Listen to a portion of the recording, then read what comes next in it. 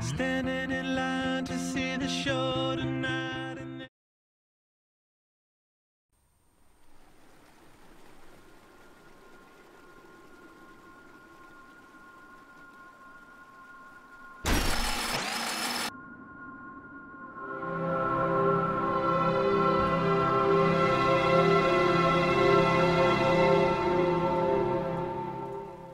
Radiant team ban. Good evening, good afternoon, good morning, everybody, and welcome back to what could be the final game of the Dotatalk League, at least on this stream. I'm LDFB on the Summit, and I'm joined here by Slash, and we just watched Zenith get iced.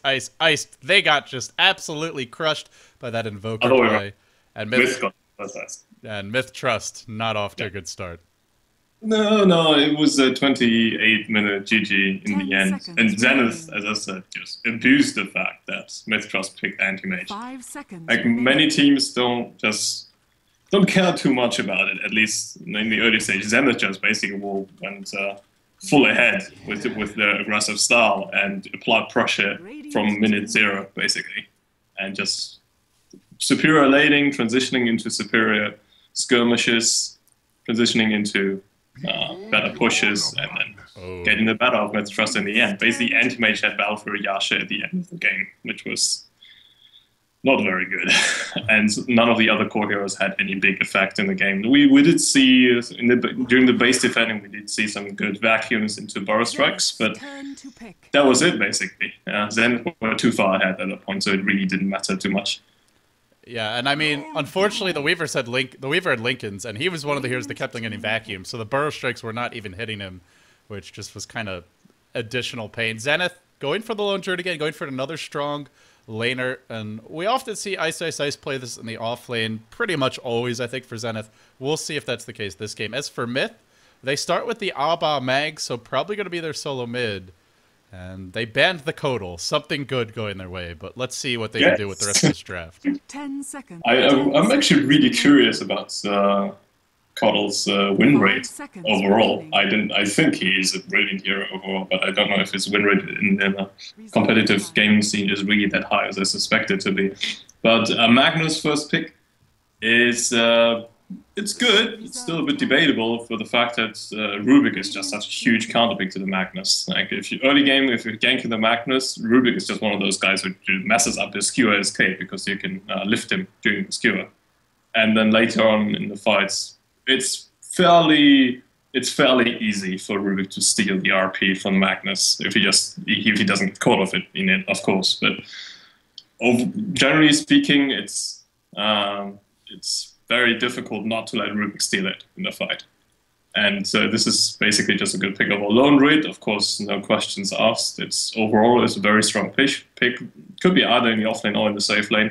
Zenith did run in the safe lane against Fordov with either the ice on the lone druid, and it was still very, very effective, going for the early Radiance build and then destroying their MiTH Trust. Once again, looks like they want to go for the dual roam, sanking the Shrek to very, very strong gankers, and basically that combination is sick. They can, if they decide to manipulate the Shrek as a carry, that would actually be very refreshing to see. It's a very strong combination overall, but if they go dual roam again, I fear for them, because Sand King has to be the one who sets up the stun, and his level 1 stun is very low range. Yeah, I mean, maybe they can set up with a skewer, but that's unlikely unless Zenith has some really bad positioning. So it's going to come down to the burrow strike. Tough to find the openings. Let's see what Zenith goes for here. I mean, the lone druid, you can lane him pretty much anywhere. Even he can go mid in some games, and actually hard lane for the mag, although he can just bottle crow and get something out of it. But Darkseer the choice. We can't see the Ion Shell on the bear anymore, so that's a bit of a relief for MiTH Trust, but still, it's going to be an annoying, very difficult to kill lineup. And Sandkila Shrek is a pair of heroes that can bring Darkseer down, but need a couple of levels to be able to do it. So if they're dual roaming as supports, I'm not sure they'll actually be able to kill him. Zenith are really keeping their laning options open. Darkseer could go offlane, Lone Druid could go offlane, Lone Druid could go mid. Basically, both of those heroes could go any lane. Rubik as well. I mean, it's been quite a while since I've seen a solo mid Rubik, but theoretically speaking, it's also possible. So wow, Zenith are really not showing their hands, so this is very, very good. Are you seeing this? This respect ban on Invoker? I was thinking, I don't think they actually needed to worry too much about it, because I'm very sure that Isasa is going to play the Lone Druid. I really like the Tinkerband, though, because that's something I could easily see Zenith play. And they've got X-Freedom and XY who both play a pretty nasty Tinker, and it synergizes really well with the Lone Druid pick, of course, as you can just teleport all over the place with that. And It's just really fun to remember that one game where X-Freedom was standing in for... Whom was it? They played in the tourney, in the Southeast Asian tournament. He was standing in. Oh, yeah. Who was it? Was it MUFC? Zenith. I think he stood in for MUFC in the not the Asia. Maybe it was the tour. Oh, I think it was the GST Challenge. He stood in for them. Yeah, at the end and of he last carried year. so hard with E-Blade Dagon. It was not even funny. He carried really, really hard with his E-Blade Dagon build on the Tinker against the Nakes, basically. So whatever happened, he blinked on him. And just E-Blade Dagon the whole time until Nyx was dead in the scenario. And the Nyx can never do anything because you just keep on refreshing that. And I mean, he can never attack you. You can't hit him. He was in Ghost Form the whole time. And I forgot who the opponents were, but they had a very physical DPS-based lineup. So it was brilliant. It was really great to watch. But unfortunately, we're not going to be seeing it. Puck! This is a hero that I always love to see, basically, because it's such a pleasure to cast as well. You always see action happening. That hero is just so much fun. It's so basically just a hero for big plays. So it's great to see him being picked up. And we'll see who's going to play that. I should imagine it's Yamate on Puck, but not quite sure if that's going to be the case. Solo mid Puck against Queen of Pain is a very interesting matchup. 10 seconds Would basically force the Queen of Pain to not go for Shadow Strike, because Puck can always dodge it. There's no way that Queen of Pain is going to land unless you're basically standing right next to him.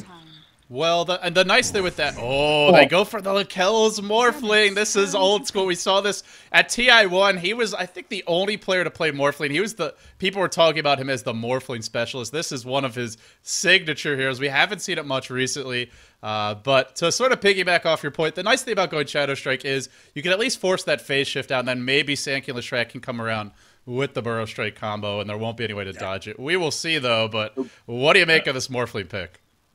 10 seconds. Morphling has been... well, you basically cannot really play him as the E-Blade Morphling anymore.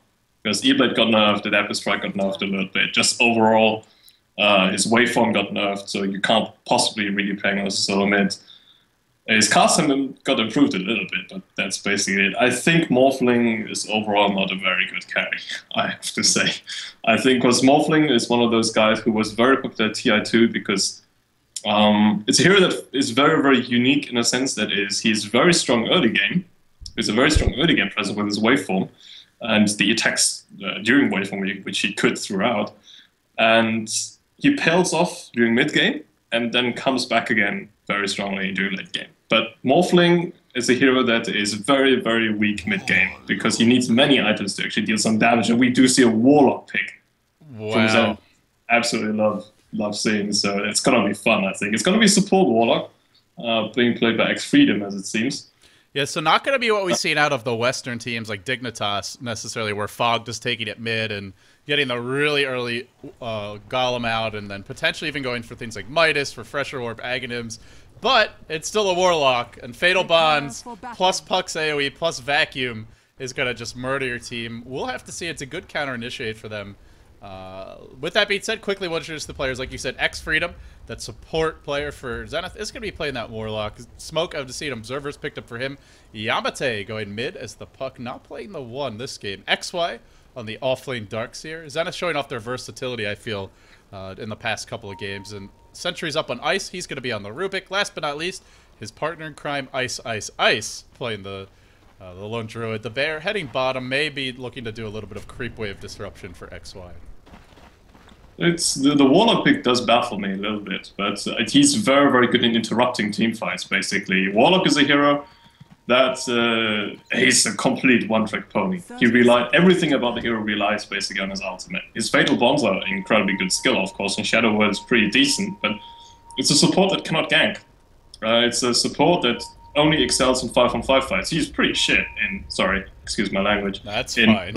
In those small-scale skirmishes, he really pales off to other supporters because he doesn't have a disable, and he doesn't really have a nuke. So he is good as a harasser and certain things, but he really is a niche hero, basically.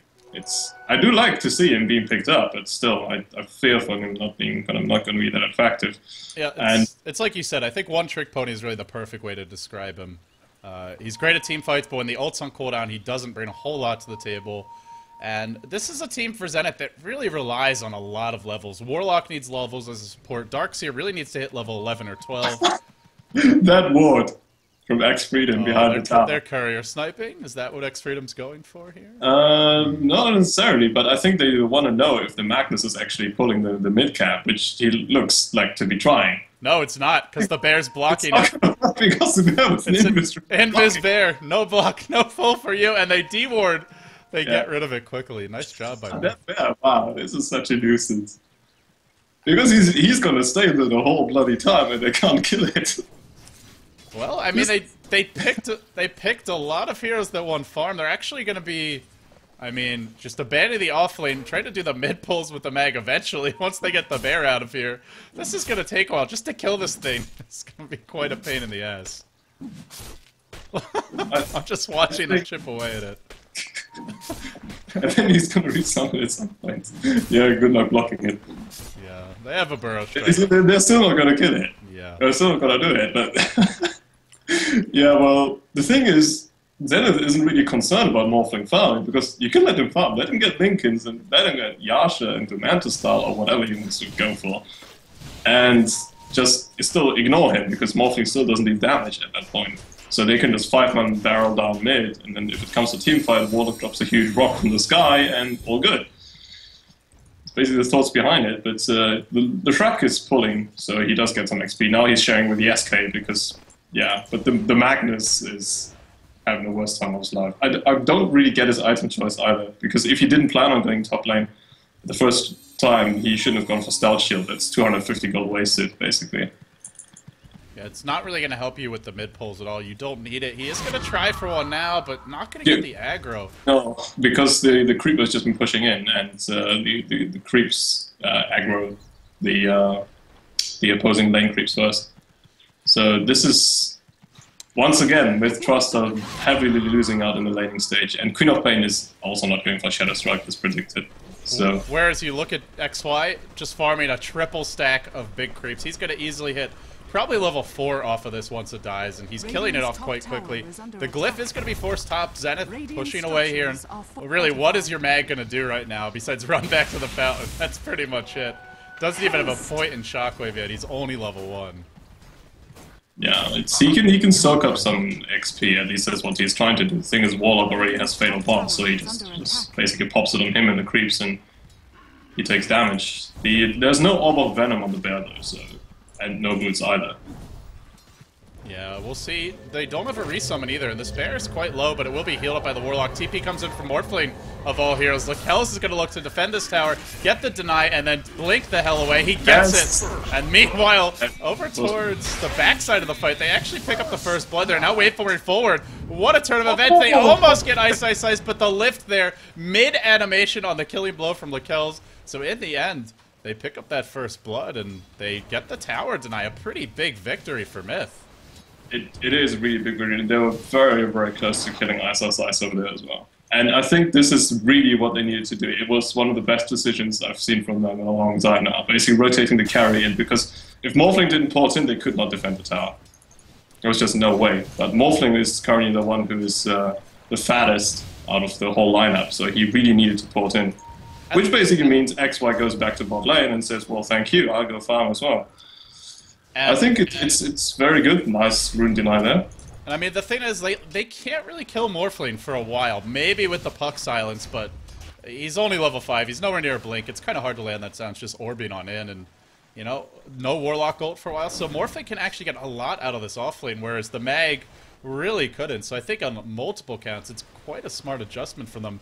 Beyond just that initial clash, but even now, he should be okay. And if they keep him out of the lane, it's going to take 2 or 3 heroes, which means those heroes are leaving Mag alone, they're leaving Queen of Pain alone, and they're even leaving the Sandkila Shrek alone, who are now rotating bottom, smoking up, looking to go on the Starkseer. Yeah, this Morphling cannot stay on top lane for long, though. They're just going to harass him out of the lane. It's not necessarily that they will kill him straight off the bat, but if he stays top lane, he's losing out a lot of important farm. Bottom lane. Dark. Oh, they smoke, but now they're actually going back towards top. They're not going to go for the creep skipping Darks here. Mag hitting level 3 though. There is a sentry ward on the lane. Let's see how observant they are. Oh, now they should notice. SD's been here for quite a while. Yeah, there's the coming face. up. Yeah. So wasted time for MiTH, unfortunately. Seems like they do better when they're kind of anticipating Zenith rather than just trying to force the issue.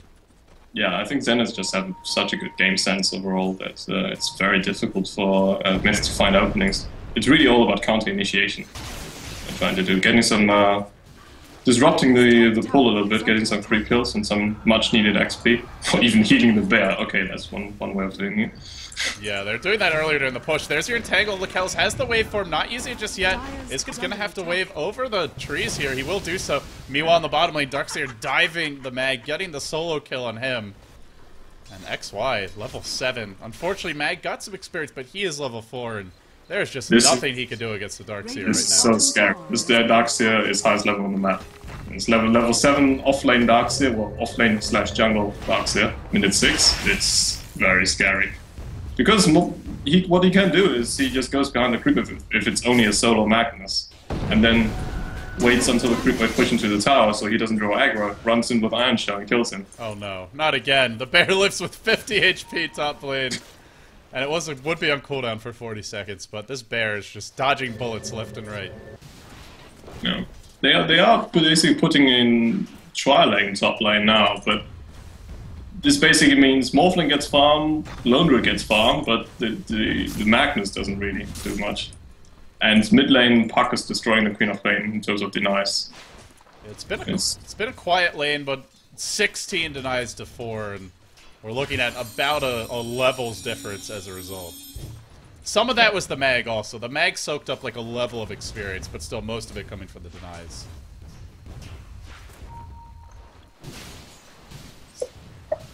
So at this point in the game, let's take a look at the grass. So about 1,000 gold lead for the Dire, 2,000 for experience lead for Zenith. So on both counts, they are ahead.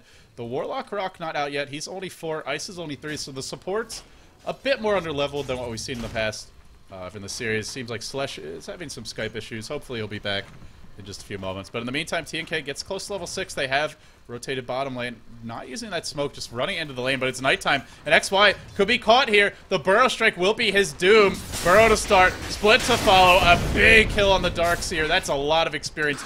Instantly Santa King halfway to level 5. So same for the Leshrac, almost hitting level 5. And Mag is RP.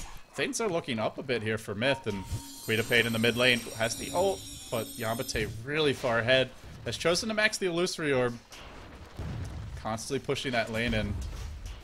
You can see that base damage buff to Puck really improved, as well as the zero mana cost in the phase shift, really improving his ability to just lane 1v1 against heroes like Queen of Pain, who traditionally seem to have had the edge. R5 rotates towards mid, so more movement for these supports. Have not even been in a lane for a moment. Lekels is now back bottom. Power treads up. They did slow his farm down a lot just by rotating, but he is still the most farmed hero on the map.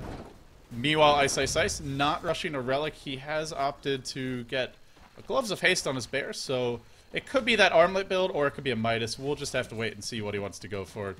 We're going to send the bear into the enemy jungle. A little bit of an excursion here, trying to scout things out. Split Earth, cast, cancelled again. Now he misses.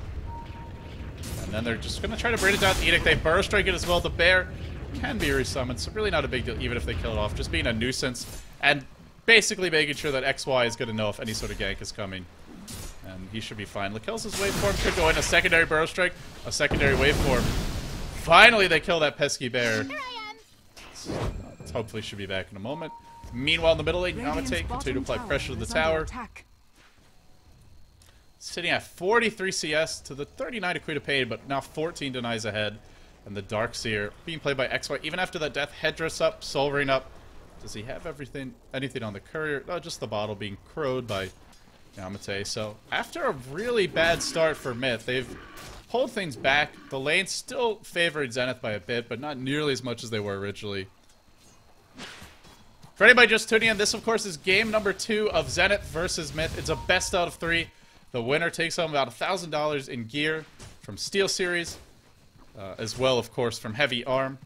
So some nice hardware prizes, but mostly just a great opportunity for the teams to practice, play against the best from Southeast Asia. And surprisingly, neither Orange nor MUFC is in this match. For MUFC, they forfeited their match versus Orange. For Orange, well, they just had a very sad game in the end. Just the split push of MiTH was a bit too much for them, so they fell to that.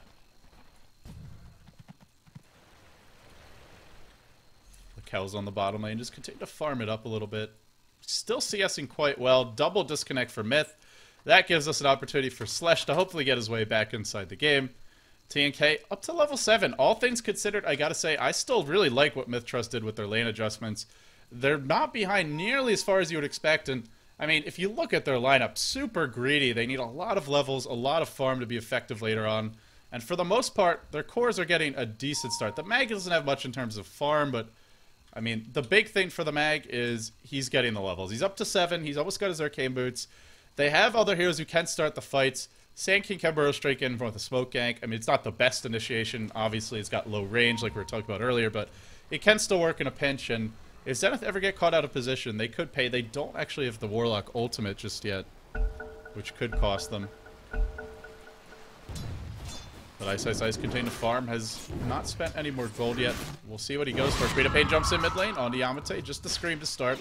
Little harassment being done. Ice rotating towards mid, has boots. Maybe looking for the lift. You can actually kill a Queen of Pain with this combo. If you get the silence and the lift time correctly, you can go. But here comes the smoke gang top. TNK is level 6, as we mentioned. But Ice playing it fairly far back. R5R5 is going to start. Ice slow to react. A split second he had to run. He doesn't take it. They can RP this. Is there going to be an RP? There is. The skewer's also there. But I don't think it's enough. They drive him back into the Queen of Pain. Now it's enough. The ult flies forth. Hits all 3. Coil on 2. Well, Shrek's already hit the deck. The Sand King trying to TP out towards the top side of the fight. TNK in the midst of the fight is Abba, bringing XY low. Can he finish the job? He's got the 10-stick wand charge. He could look to jump in, but he's lifted up. He's thrown back, actually thrown towards XY, which means death. And Abba, still 13 stick charges. Now he'll pop them. Sand King in the midst of that was able to TP back. Now X Freedom trying to find the kill, not able to. Abba blinks to the trees, escapes. Abba having a big impact, and they are creating space for Lakels, who's back firmly on top of the CS charts at 64, and that's against a Darkseer, who is normally a hero that's going to outfarm a Morphling, unless he just sits in a lane unopposed the entire game, just because you can farm the jungle so incredibly quickly. At least having more CS, which we saw farming a lot of jungle creeps earlier, but all things considered going well. The thing is they have an Observer ward top, so MiTH not going to be able to find those kills without smoking. An important kill on the Lone Druid. That's going to bring the Morphling ahead of him. He is going to be going Linked Sphere, which is what Lakels like to go for anyway, but as we discussed, it's something Morphling really needs now. Oh, Abba trying to find another kill. He'll do it. Jams it in. Yamate to fall. And Abba is making his presence felt all over the map now. There's a smoke up on the Sand King. R5R5 is going to lead the way, but XY has the chainmail. Getting close to that mechanism. There's no RP. There's no Warlock ult either. Still not level 6. We're 13 minutes in, and all he's been doing really is pulling. They went for that 3-man push earlier top, and that's what's really slowed them down.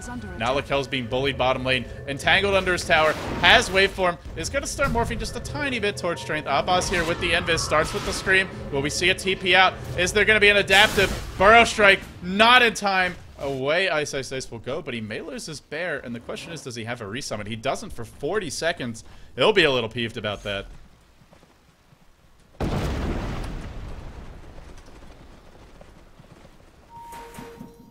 Bob rotating back towards mid is going to be rushing the Orchid double robe of the Magip. You look at Zenith's lineup. Orchid is huge. You have a Puck, a hero who's just useless without his abilities, and very easy to burst. Even the supports. Darkseer, very vulnerable to Orchid because he never builds BKB or Manta, so he's no way to dispel that. I think this is going to be a fantastic game for the Orchid, and Abba's having a good start. Their two cores, the Morphling and the Queen of Pain, are just leading the farm charts, leading the net worth charts. Level 11 already on that Queen of Pain, and we talked about it earlier. Abba was actually losing his lane. He was down about 12, 15 denies, but they are going to look to go in mid. They start with the coil. Now the lift. The silence should follow. The orb as well. He's not dead yet, but he is going to drop. They just get the kill. The last hit going to X Freedom, who pretty much just waddles in, just maybe does 0.1% of the damage, but gets the kill nonetheless. Lakel's now with the Void Stone Dire up. structures are fortified. He's going to be going for that Lincoln Sphere, and he's farming quickly towards it. At the rate we're going, should see it by around the 20-minute mark or so. It's not going to be that incredibly fast 16, 17-minute Lincolns if you pretty much just rush it with just boots and have absolute free farm. But he's going to have it quite fast in spite of that. Is under attack. The fact they haven't gotten any towers or any kills for him is the big reason why it's not faster, though. And we'll see how soon Lakel's can get it out. Probably like that 18 to 20-minute mark. Seems Slash is still in the game, but not yet calling me back, so I assume his PC is still restarting. Oh boy. We're looking now at the graphs tipping towards Zenith.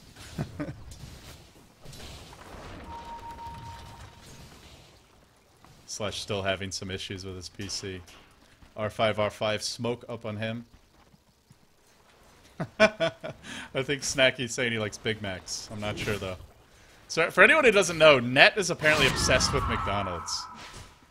If you haven't noticed yet, his icon is actually, his avatar in Steam has changed to a McDonald's icon. He's always talking about Big Macs and quarter pounders. At the rate he's going, he's going to be a very big Net before long. 4 heroes grouped up bottom, but there is, of course, some support in the form of X Freedom, who's finally hit level 6, 15 minutes in. Boy, he struggled. Blink Dagger's up on Puck. This could be big. If they can get that Blink Silence and Morphling, he will not be survivable, because all his survivability, of course, comes from Waveform, Replicate. Well, he'll be fine now, because he rotates towards the mid lane, but they look to go now. Dream Coil catches 2. Yamate blinked in to do this. Now silencing. Will there be additional orb? No, it was thrown. Just didn't get the animation because of a little bit of a lag spike, it looks like. TNK still is RP, but no skewer, no blink. And with this, Zenith is going to push bottom. TNK throws out a bit of an angry shockwave there. Yamate looks to go. But the trade for MiTH, a really smart way to play the fight. They know Skewer is on cooldown. They know Leshrac is dead. They're not in position to defend this tower, so they say, fine, we can't defend it. We're going to trade.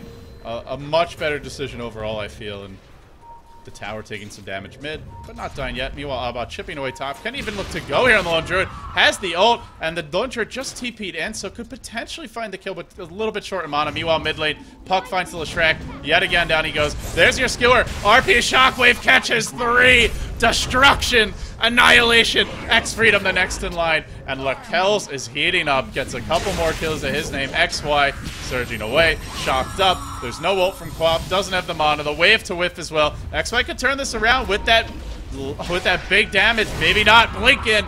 Abba finds yet another.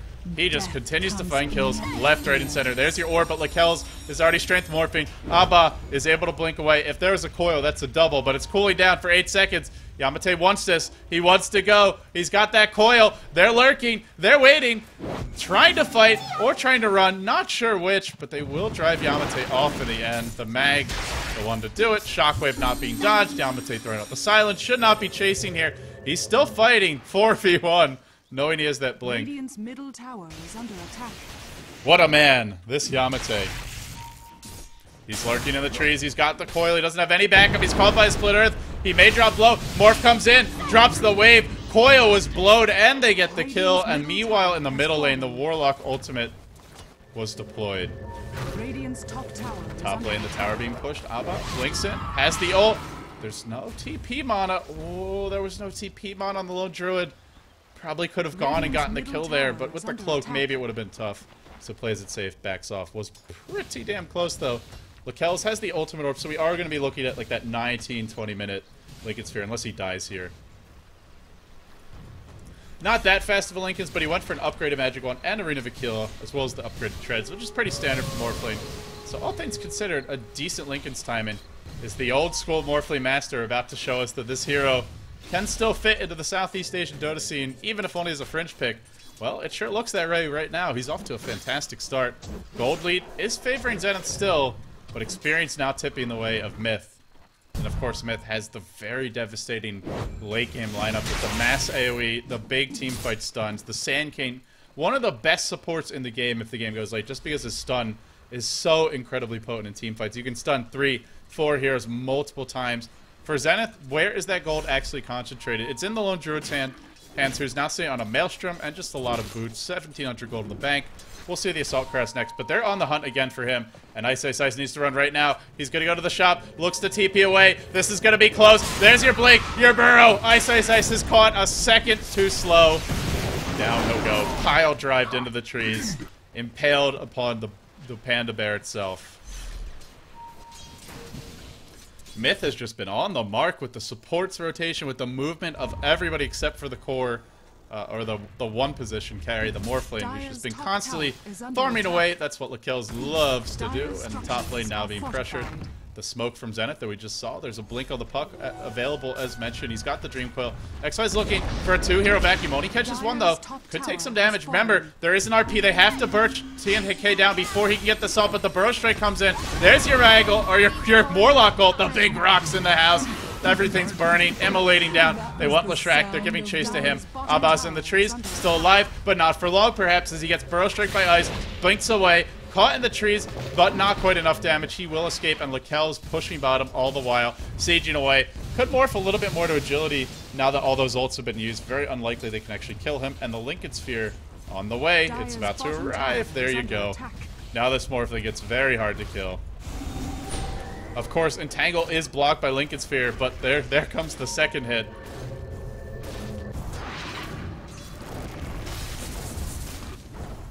Oh no, sorry, I guess that was the Maelstrom. Oh. I didn't realize Maelstrom was blocked by Lincoln Sphere. Well, that'll do it. That's almost unfortunate. You'd prefer if it wasn't blocking it, so it could block something more important. But Abba picks up the room bottom. He's got the Orchid already. This is a big item for him. Yamate is very vulnerable. He's rushing a BKB, and that's a smart choice because he's got to have a way to deal with the silence, as well as just be able to live through the burst for MiTH. If he ever gets caught by anything, a stun from the Sand King, any sort of AoE, he is just going to melt. So BKB, absolutely essential. He can still be RP'd, but until Morphling gets fat, they're not going to have the burst to bring him down.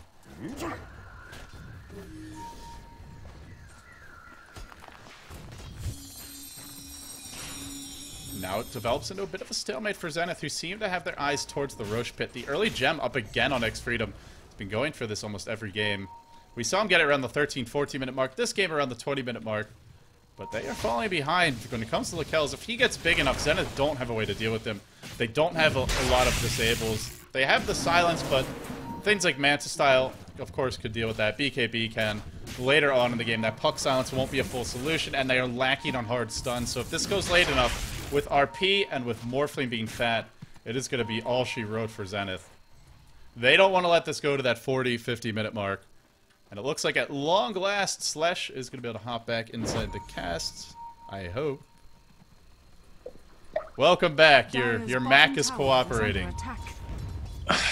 It's really not, and I can't stress this enough. I'm incredibly sorry to everyone who's listening in, and incredibly sorry to you as well. No problem. Don't worry about it. The old version Mac, not so great. It's a bit of a nightmare, and I did miss quite a lot of stuff that was happening, but basically MiTH Trust were moving out very, very nicely, just abusing the fact that Warlock was just this one-trick pony. They just been tiptoeing around, and now they're going to go in for the rush, and they knew that Zenith was doing it. Oh, the Burrow Strike, though, stolen by Ice is going to be pretty good, but not quite enough. Perhaps TNK gets silenced, never actually delivers that RP. Now the Rubik going to steal a Scream. The chase is on. The two cores are dead. The only one living is Morphling. SD will fall. That's a triple death, rather. And meanwhile, Morph pushing in mid. Lakel's going to head towards top. Has another ultimate orb up, so maybe Manta, but probably something like an Eye of Skady coming out for him. We'll see what he goes for. Still a good fight for Zenith, and on the back of that, they're going to get this Roche for sure. Yeah, the amazing thing was they didn't even use Warlord Ultimate for that. I think it was a bit rash from MiTH Trust, because they didn't have vision. They basically just went in without vision, so Zenith were 100% prepared for what was happening. And while Lone Grid is taking Roshan with the Warlock, basically the pings are coming out to bot lane, but yeah, R5 is just porting out at the right time. It's very, very close.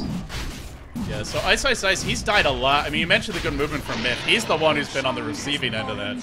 So I think it's been 3 or 4 ganks at this point in the game. Even when he's not dying, he's running for his life. He's 1 and 2, which is not horrible, but he's a safe lane lone druid who basically had an empty lane for a good chunk of the game. And even when there were 3 heroes there, they couldn't do a whole lot to shut down his farm. So at least they've kept him down. Lakelz is getting fat, and what I was saying earlier is I don't think Zenith has a way to deal with them if this game goes late enough. They don't have much in the way of hard lockdown. I guess the Rubik Burrow Strike potentially, but or maybe RP, but the team itself, not much in terms of hard stuns. If it really goes late game, as in like beyond the 45-50 minute mark, basically the Darkseer becomes the carry for Zenith because of if he gets a wall, if he gets a replicate of the Morphling, that's going to deal so much damage. But if you can steal the Morphling, basically, the Morphling illusion is going to be the big one. So, but apart from that, Zenith, they kind of want to sort of gather our mid game and push with their type of lineup and really go for team fights. But it looks a bit difficult for them at the moment. I think. Still, the amazing thing is they do have a gold advantage, which I didn't think they had because of the way the game was going. But that fight really kind of pulled it back as well. This Lakel is just tanking the bear, tanking the entangles, does not care one lick. I'm going to replicate back towards mid. And they do have 2 natural Hex carries, that's worth mentioning, but Yamate looks to be going for BKB. They're going to go in mid with the Surge to start. Once again, TNK is going to get caught. I have seen this movie before. Doesn't seem to end too well for mid, but this time, skewers the puck to the high ground, looks to TP out, the coil deployed just to cancel that TP. They will get the kill on him. Now they chase R5, who has a Burrow Strike, not using it just yet. Might get entangled here. Nicely timed Burrow through the tree line. Still the bear giving chase. Very mobile, but not going to actually find a secondary kill. With no RP, they look to push mid, and unfortunately for mid, they're not going to be able to push quickly enough bottom to counter this, so they're looking at a tier 2 probably going down here. Well, there's a glyph. Maybe they can fight, but with Pipe and Mech on Zenith, it's going to be hard. Here comes Yamate, blinks in. There's a Burrow on Yamate, but he's pretty hard to kill at this point. The TPN from Free to Pain. No mag for another 12 seconds. Should be enough time to get the tower down and run the hell away. Let's see if they can prevent these TPs from coming out. Free to Pain jumps in. Split Earth is going to stun the bear, but no heroes. And with that, Zenith take the tier 2. They back off. But Lakel's wailing away on their tier 2 and going to force multiple heroes to retreat. Right now, MiTH trying to prevent those TPs, trying to catch heroes or escaping, but they're all running back. Smart retreat from Zenith. BKB now up on Yamate, so he won't have to worry about a lot of these nukes in the team fights. And it's a bit silly to see Puck with BKB, really. But I guess he kind of needs it, yeah. But that jump in behind the tower I thought was kind of unnecessary because they wasted a lot of time in doing so and they didn't get anything out of it. It would have been very dangerous if they got counter-killed there. They could have just used that time to siege the tower quickly because what MiTH was doing is they were baiting. They were buying time for the Magnus to go back. They really hoped that Magnus could be back and the tower still not fall. So he really needs a blink. I mean, the Sand King doesn't have one, although he's getting close. The Mag, actually farther away, but they don't really have a long-range initiation right now. And like you said, Skewer's not very reliable when Rubik can just lift you and Puck can just jump in and silence you at any time. Without the blinks on these 2 initiators, it's going to be trouble, but R5 is pretty close, so he should have his soon. MiTH Trust, I don't think they're too worried about. They're really trusting Lakel's carry capabilities because this is what they always do. They get a good start on Lakel's, and then what they do is they always send him down one lane, so the opposing team has to send at least 2 heroes to deal with him most of the time. And so, yeah, if the Darkseer can prevent it, but this basically binds the Darkseer there. And the Kells can replicate one of his teammates, which I suppose he's going to be doing now. Yep, replicate, go back to bot lane, push out the lane, and once the team fight starts, he jumps to the replicate and then joins the fight. Oh, but once again, TNK caught and probably going to die. Skewer stolen by Ice. That Rubik's got... That guy's got some moves, but the mag keeps on dying. It's a little bit of a concern for MiTH. That's how many deaths is that for TNK? 2 and 6. He didn't have an easy lane against the Darkseer after the way the game started, but continues to get caught and picked off in the mid game as well. The fact that he went Mac is I kind of doubt his choice of a Mac because at that point they are not the ones who can be pushing. They really need the blink initiation from the Mac, basically. But I suppose since no one else had the goal to do it, so it's not a bad pickup. I just felt that the dagger might have been even better. I mean, there's a lot of fights that they could have taken if he had a blink at this point in the game. Manta's now up for Lakel, so the Puck silence isn't really a concern anymore. It's going to be very hard to kill him off, and the split push is accelerating. You can see he ports in mid to the replicate, pops the Manta, the tower just melts. Zenith, I mean, do they want to try and take this much later? They have AC on the Bear. They already have Pipe Mech on the Darkseer. X Freedom doesn't have his eggs, but that's really nothing to wait another 10 minutes for, or 5 minutes for. We'll see. Yamate's BKB, not going to have a Hex for a long time. If they don't go now, by the time they can have new items and another Aegis to go, Morphling's going to have his third big item, and that's where he really starts to get scary. Yeah, exactly. But at the moment, Morphling doesn't actually deal that much damage with Linken's Manta Star. But basically, I think Zenith went too easy on them in the mid-game. Well, it's mostly because MiTH moved better during the early mid-game. That just opened up so much space for the Morphling. Dealing with Morphling is either you really ignore him and then screw over his teammates, or you screw over the Morphling, one of the two. But Zenith didn't get either of those two done. Flash, how can you say that MiTH moves better? Did you not see this Rubik earlier? Just skewering all over the place? He's got moves, man. Have the moves like Jagger, Yeah, moves like Jagger from him, indeed. Dire's middle tower. Now they're trying to trade. It's just so annoying. It's one hero pushing as fast as the other 4 heroes in the opposing team. He didn't get the tower, but it's still not in deny range. So, and Lakel's is going to go top lane because they can't really kill him anymore. Lakel's is pretty much unkillable.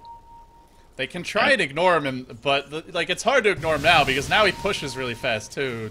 It's feeling like that anti-mage who has his Manta Style, has his Battle Fury, maybe has the Reaver picked up as well. And you can't kill him, you can't ignore him. Game gets really frustrating from here. They're really going to try to kill him now. Well, this is bold. They do have a bear who hits pretty hard, but can they really bring him down? They're going to start with the Blink Silence because he's already strength morphing. He's actually dropping a little faster than I thought, but then it's promptly just going to Manta out. Wave on out, and realistically, the backups here. Quita Page ups in, silences the puck, doesn't commit to the fight yet. Now the BKB. Abba trying to force it, now gets entangled, probably gonna fall. Mag skewers in, only RP's the Druid, not even the Bear, who just promptly chops away a big epi after the blink. But there's a pipe, there's a mech, it's barely even scratching them. About as awful as a fight as you ever could hope for MiTH. XY surges in.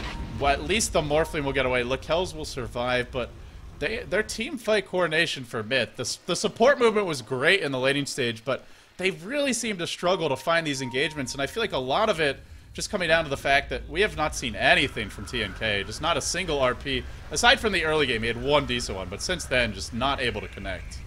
Well, he did it this time, and it got promptly stolen by Ice, who blinked in on RP2 heroes again. So, but the thing is, what MiTH just did now is play exactly into Zenith's hands. They didn't have vision, and couldn't have been blinked forward without having a BKB. So basically she died before getting anything off. And then, with the rest of the heroes coming in, Warlock drops a rock, GG teamfight. That's it. This is just what Zenith want. They want full-on teamfights.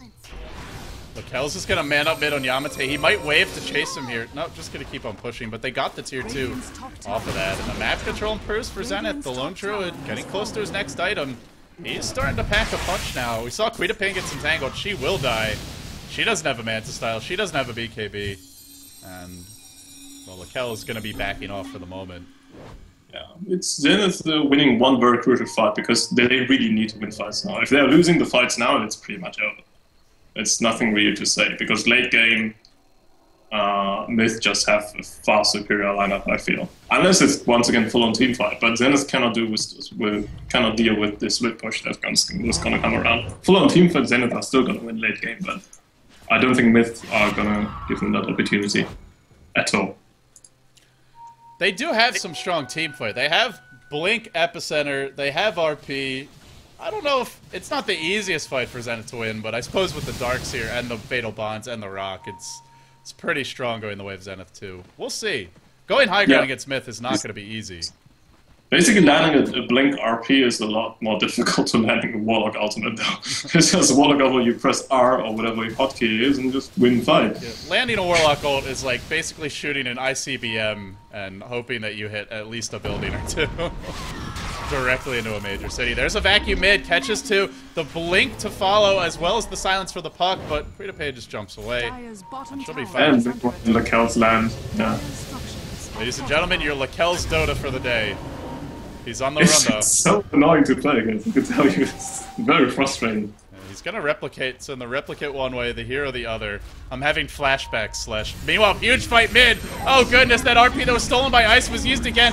Caught 3. It looks like it was a vacuum into an Ice Blink RP, and then just 4 heroes dead in a matter of seconds. That was not supposed to be happening. That really wasn't supposed to be happening. That was a perfect vacuum from XY. I just caught the end of it, unfortunately, as well, because I was watching the man fight that was going on bot lane, but the Warlock wasn't even there. It was a fight they won 3-on-4. Yeah, there was no Fatal Bonds, there was no Warlock ult, just a vacuum RP death. Yeah, it's just how much damage they do. It's insane, even without the Warlock. It seems like Ice is getting the better RPs this game than TNK, and that's really hurting it. Yes. I think that's putting it rather mildly. It's putting it rather mildly. At the same time, well, we have to say that Rubik, of course, it's easier for him to land RPs because he doesn't have a cast time on it. And he's also got a Blink Dagger, which this tag finally does. Blinks in, catches 2, there's your skewer. The splitter to follow. Do they actually have the damage, though? XY is very tanky. They can't bring either one down. That was after a nice RP. Oh boy, that hurts. The thing is, Ice has skewer. Okay, he does have skewer. He doesn't have RP. So that's not too bad. They're still chasing Ice. I don't think they're going to catch up to him. They have a blink of the SK, but still. There's Replicate here, but it's a long way to chase. No, they're going to back. Oh, this bear's not long for this world. That's something. Lakel's is getting close to another item. That's something is up to 4.2k. Thinking about XY. Can they actually get in range? They have a blink skewer. No, gonna go for the blink, but no skewer for you, sir. TNK's forced back. And the Warlock Golem just drawing the creeps back. Look at how fast they melt. Ever since Warlock got patched, it's like you just can't push against this thing. You can kill it quickly though, as it's fairly squishy at this point in the game, and well, it'll die now. Yeah. Pulling it, just buying some time base, but no Warlock ulti now, and Rubik didn't still manage to steal RP. So MiTH are feeling confident on pushing. That tier 2 is gonna fall either way. It's funny, like they just lost a bunch of fights, but now they feel confident just because that Warlock ult is down. It really tells the tale of the hero. Yeah. Hex being picked up there by Puck. This is going to be quite important if they break the Lincolns before that. And lift on TNK once again, but even this time around he managed to skew out and blink at the end of it. Orchid on, on Ice. I mean, why? Oh, SD gets entangled, does burrow, or does manage to stun the bear. Oh, please stop. This is just so what a shitty wizard. Crummy wizard. I wonder, is Lakel's actually going to go... I assume it's going to be a butterfly. Yeah, it's really late to get an Ethereal Blade, but we'll see. I really do not think that E-Blade Morphling is that viable anymore. Unless you're going solo mid and have a good start. It's hard to go that route, though. XY is going to be replicated. Now Lakel's is going to wave in. They are giving up Roche just to try and get the lanes pushed out a bit. XY's dropping fairly low, but he's still got Pipe. In comes the Puck. Orbs in from the south. And now the net starts to basically close for Lakel's, who will wave into the trees. Looks to blink out. Will Yamate blink coil this? He's not going to. Lakel's will be fine. And it does go Ethereal Blade. Interesting. Okay. Well, it's pretty. It's one of those items that's really good if you're split pushing and then you have someone else come in and you instantly gun him down. E-Blade Morphling is still strong. I don't think it's that good as it used to be, obviously, but I guess it has its uses against the Lone Druid, of course, because when you're in that ghost form, he can't auto-attack you. You can Manta out if you want to go back to attacking, and I mean, he can build it into the butterfly later on and just sit on a Ghost Scepter, I suppose, so we'll see what he does from here, but he's pretty fat. If he can't win the fights now, I wonder how many more items he'll need. He's running out of space. The Hex to start on R5. Not even going to bother with Lakel's. RP. Uh-oh. TNK's caught 3. He skewers them in, but he gets lifted up mid-skewer. That's going to be 2 heroes dead off the bat on the side of MiTH. The Puck did fall, but Lakel's just can't find an opening to join the fights. He was just cut off. Basically, and now a Blinken and a Hex from XY, the secondary Hex. Oh, that entangled. And these entangles. SD, that's another time where he gets entangled. He will die. Rubik does have Shockwave. He doesn't actually have... Uh-oh. Lakel's is hunting the supports. He waves it. He's going to replicate it, rather. Kills off one. Now onto XY, who tries to surge away. May just... No, not quite going to die. The full shot. Yes, he is. Gets the vision from TNK. Skewers one back in. Throws him into the oven. And the Morphling just going to cook him, roast him, and basically slap him on a plate and say, here's dinner. Meanwhile, mid lane, Warlock Golem not able to break the base, and I think finally MiTH is finding their mojo. That was a good RP from the Mag. Lakel's wasn't able to follow it up, but it at least disrupted Zenith's team fight, and basically saved them.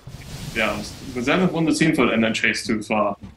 They had such a very, very good opening, basically, with many heroes dead. But Queen of Pain was not in the fight. She was top lane, and then TP'd to base, came in at exactly the right time to wipe out the rest of the Zenith squad.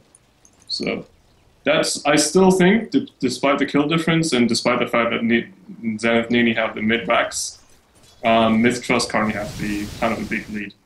I don't think, I think Zenith can't do much about it, because apart from Lone Raid, they do not have another DPS hero. They don't have a right-click hero. Yeah, they actually only exposed the Rax. They didn't even kill it, and they threw everything at it. Exactly. I don't think that Zenith are going to be winning this game, unless MiTH do a really, really big mistake. We'll have to see. It's funny. It's one of those games where you look at the graphs and you think, hey, this team's winning, but the hero composition tells a vastly different tale. It does indeed, yeah, it does indeed. And just the way that this game is being played out, they cannot deal with the Morphling anymore. Morphling is virtually immoral at the moment. Even with Puck Hex and everything, he can morph everything to strength and survive. There's very little they can do to him. And he's not even maxed out. He has got 2 more item slots to actually put something nicely in. I think it's going to be a butterfly next, and then... Yeah, we'll see what he goes for. Probably Boots of Travel will sit on the Ghost Scepter, and then maybe finish. And they have to find pickoffs. This is exactly what they're doing. But Smoke being revealed, Yamata gets hexed up, and he's dead. Well, a shotgun works there. No BKB for you while you're hexed. Now Lakel's going in. There's your skewer. Can't quite get enraged, but the waveform as well. Nice and tangled. Very fortunate. Could have easily been a 2-hero RP otherwise. Now the Burrow Strike doesn't catch 2. Could have done so, but Lakel's is just on a tear. This Morphling is invading. I'm having flashbacks to that the Godzilla pictures where Morphling's basically replacing the Godzilla from TI2. It's the International 2 all over again. Morphling's back, at least for this game. He's doing some work. Burrow in from R5, R5. Another one to fall. Ice, Ice, Ice is going to bite the dust here. No way out for him. Just surrounded, smacked into the ground. This may be the Aegis as well. Don't see how he lives through this, but maybe with the wall. There's your RP, though. Catches out, too. And on the sidelines, a secondary Burrow Strike, then a blink away. But Lakel's hexed up. Ooh, the Hex came off cooldown. He wasn't expecting that one. Actually going to go down. Just once again, a team overextending in the fights. That was balls. That was just really big balls there from XY going into that. Because at that point, it was 1-on-4, basically. He was, well, he did have a Spirit Bear to aid him, but Ice was still in, like, reviving, and they get another kill. Yes. He was still reviving, and then just Darkseer used the fact that all their spells were on cooldown, runs in, gets a 3-man wall, I believe, and a Morphling illusion, which just dealt most of the damage, and they kill him. It's very important that they do, but it's still, unless Zenith win like 2 more or 3 more of those kind of team fights, I still feel pretty bad about it. Oh, that's a 2-hero Burrow Strike. There's your shotgun. Lakel's jumps in, but eats the rock and just, oh my god, he's gonna explode. He's hexed up. He's dropping low. He will fall. The counter initiation. Hello, Warlock Golem, and another one to die. 4. Oh my god, you jinxed them. You jinxed them. You've got money on Zenith. Slash has been exposed. I completely did.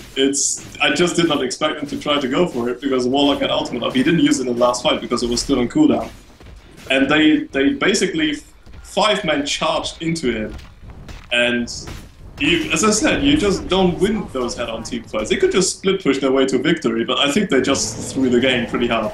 Yeah, this Morphling just fought back. Remember, he's dead forever. Yeah, he's dead for another 45 seconds. That's enough to get Mega Creeps. No, not Mega Creeps, but 2 lanes of Prax. At least 2. There is an RP up, but without the Morphling, they just don't have any damage at this point in the game. Oh boy, this might be Megas. It's gonna be close. It's definitely 2 lanes. They're already down. Zenith are looking like they're gonna pull this one out of the hat. They might suicide to get Megas. They might actually think about suicide to get Megas. Let's see who has buyback right now. Darkseer does. Puck does. 20 seconds. Yeah. Wow. Oh boy. Clock's ticking. Can they do it? Can they do it? MiTH are going to want to start this fight like when the Morphling's up in 5 seconds. Actually, they start it now. RP on 2, but Ice was lurking. He's stolen RP. He jumps in. He only catches the Sand Cage, but it should be enough with the vacuum, the wall, the Morphling still dead, and all the stuns have been used. Now SD on the run, TNK on the run. They're both Dream coiled up. Mega creeps for Zenith. Oh boy. And they call GG. Wow. They fought so hard, and now they have to tap out. I really think they had the game. They just threw it. I really think so. Because there was not much point in trying to 5-man charge down mid. Because Zenith just have the superior head-on teamfight. Zenith just baited them so hard. They went in with 5 people and just Warlock drops 2 rocks this time. And they all die. The Queen of Flame exploded. She blinked in with full HP and was dead after 1 second. Yeah, and Lakellis didn't even live that long either. Maybe like 8 seconds total, which for a Morphling at this point in the game is not very much. Double hacks, basically. Just, wow. It's... Well, MiTH should just... I think they were just in over their heads. I think they could have... They could have just played the same style they've been playing for the rest of the game. They've been playing the same style for like 38 minutes. Split push. And just continue doing it. I don't think Zenith had really much ways of dealing with it, but just going man mode here, well... Yeah, they kind of lost in the game. It's basically Warlock winning the game, yeah. Well, it really was just X-Freedom's Warlock. And now X-Freedom's playing the bongos here. Summoning the deep monster, finally unleash it. It's, yeah. Wow, I did not think that would end this way. I thought we were seeing, you know, MiTH show us that Morphling can still fit into Southeast Asian play, but I mean, I still thought that they showed the Pyro can fit if you play a certain style. This is a game that Trust should have won. It really is. I mean, they played so well. They delayed them for so long, and they didn't find so many openings. They created so much space for the Morphling, but in the end they go down. So Radiant Nation falls, and we have to congratulate Zenith on winning the whole match. It was still well played, of course, by Zenith as well, but I think MiTH Trust lost it more than Zenith won it. Yeah, I mean, who could argue with that? They just ran straight into Warlock ult, Fatal Bonds, Coil, Vacuum, just too much. Well, Slash, it's been a pleasure having you. Your first cast here at Beyond the Summit. Hope we get to have you back in the future. I know you're busy with school and whatnot, but with that being said, thank you for joining me. Any shout-outs, anything you want to plug? As we are done for the day for Dotatalk. Yeah, it's thank you very much for having me. Basically, it's also I've had quite a lot of fun watching those games and casting them. I hope people like the cast, of course. Unfortunately, I'm someone who's like unwired, so I'm not going to do the shout out saying like follow me on Twitter because I'm not on Twitter. But yeah, who to shout out to? I'm actually going to give a shout out to Pyrox, Ryuga, Spielor, Wolfkai, and all the Monomaniac eSport guys. Thank you very much. You heard it. Thanks for joining me, Slash guys. That wraps it up for the Dotatalk League. Of course, I'm LD. If you enjoy my casting, I am Wired. Twitter.com/LDDota. Thank you for joining us. I think we're done for the day. I may cast Starladder, so actually stay tuned. I'll find out if there's anything worth casting, but I'm also tired, man, and we have 4 tournaments to cast this weekend, if all goes well. More on that later. We will have a big announcement about our schedule, all the events coming up, but for now, the Dotatalk League is done, and Zenith are your champions. I gotta say, they look like they've experienced a bit of a resurgence, a shot in the arm for this team with the new roster, with Yamate and Ice. Excited to see more of them in the future, showing their versatility and creativity here with some interesting drafts. Congratulations again to them, but we're done. Dotatalk League is over, so go home, have a beer, relax, and enjoy the rest of your evening. We'll see you later.